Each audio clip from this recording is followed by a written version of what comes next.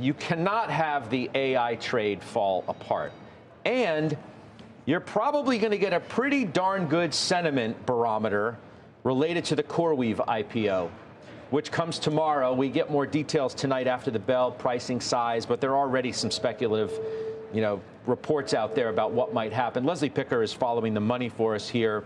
And it feels like the money might be changing, the dynamic might be changing, even as we have this conversation here, Les. Oh, it's changing very rapidly, Scott. I've been speaking with sources close to this one all morning. It sounds like final decisions around the deal have not yet been made.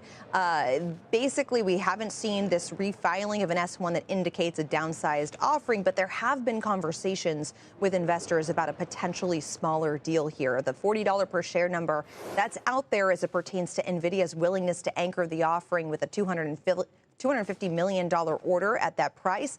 That's according to a person familiar with the matter who I spoke with earlier this morning. Nvidia already owns 6% of Corweave, which would have been diluted down to 5% after this offering. There's also a call scheduled after the market closed to determine the official price tag. But at $40, Corweave would be pricing 15% below the marketed range. The company and some of its selling shareholders are planning to offer 49 million shares, according to the S1, although that number could be reduced, of course, if there isn't enough demand. Corweave provides software and cloud services to manage AI infrastructure. IBM, Meta, Microsoft, Nvidia, and OpenAI use Corweave's technology. And while its revenue has skyrocketed from just $16 million to $2 billion from 2022 over the past 2 or 3 years, its losses have widened. Some analysts have suggested that creative accounting has led the company to showcase higher gross margins than they actually enjoy.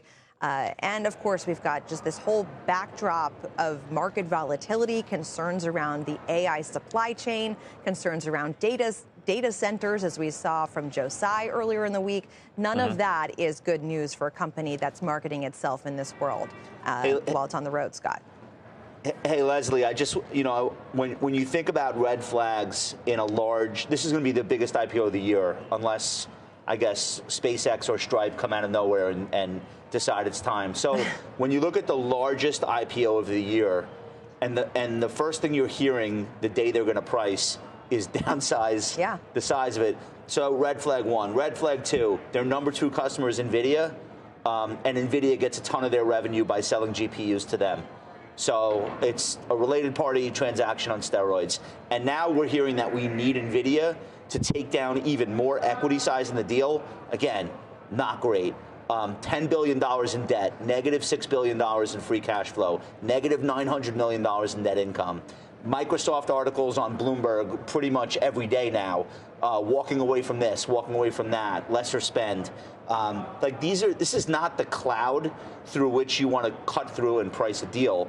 So I want to ask you, are these the things that you're hearing as you report on the story? Is everyone kind of starting to realize that these are what the red flags are? I mean, especially in this current market environment, you have a very sizable deal. It requires a lot of demand to get the deal done. And then when you add on top of that what's going on in the market, that's a risk in and of itself, all the uncertainty that's out there. I think going into this deal and why it ultimately decided to come out when it did, because that also begs the question, why even go public in this market at all?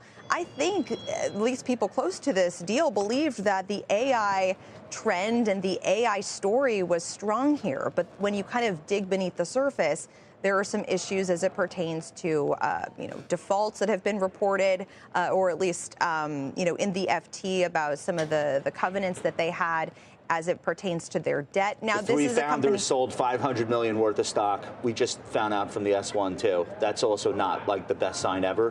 That when the 3 founders, the largest shareholders who have all the votes, have sold $500 million worth of their own stock within the months leading up to the IPO, that's not a great story either. All of those things are concerning, especially for an investor that's looking to take on an untested, a new issue into the market. It's a business model that they don't really have much in the way of comparing currently to pure plays right now. All of that is concerning, and sometimes you have to offer a discount in order to get people on board. Whether $40 will do the trick, whether downsizing the amount of shares that they're offering does the trick. I mean, this is a company that has a lot of debt, so they do want to maximize that primary issuance to get more money, to get more cash to pay down some of their debt loads. That would be beneficial for them. Being public would be beneficial for them, regardless of the price.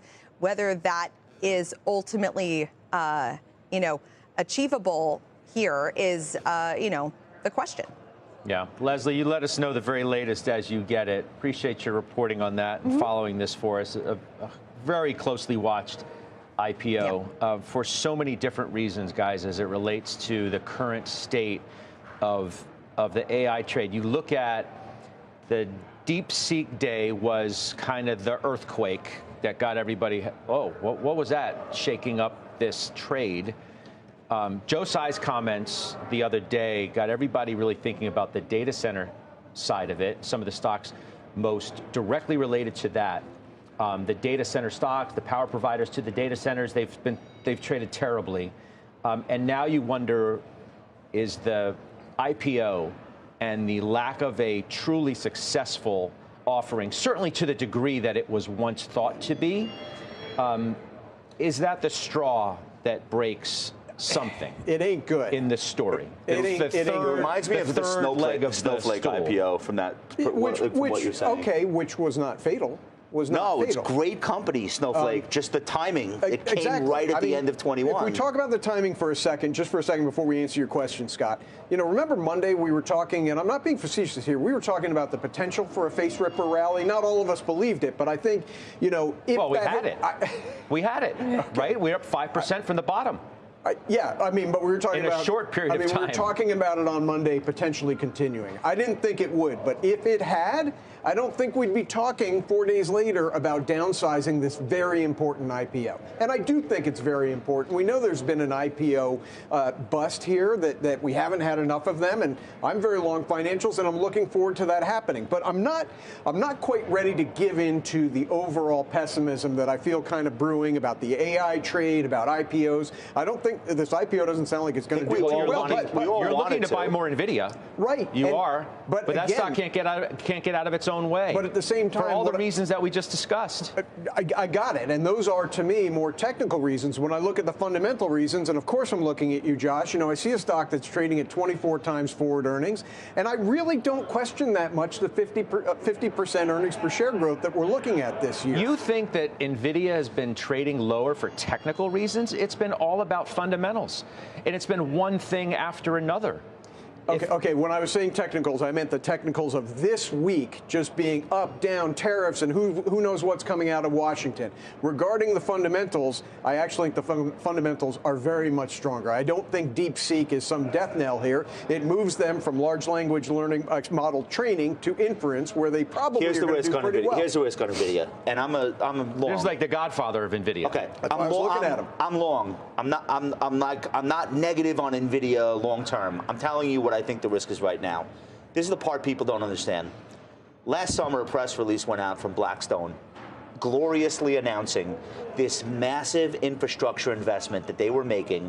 And this is where the money comes from.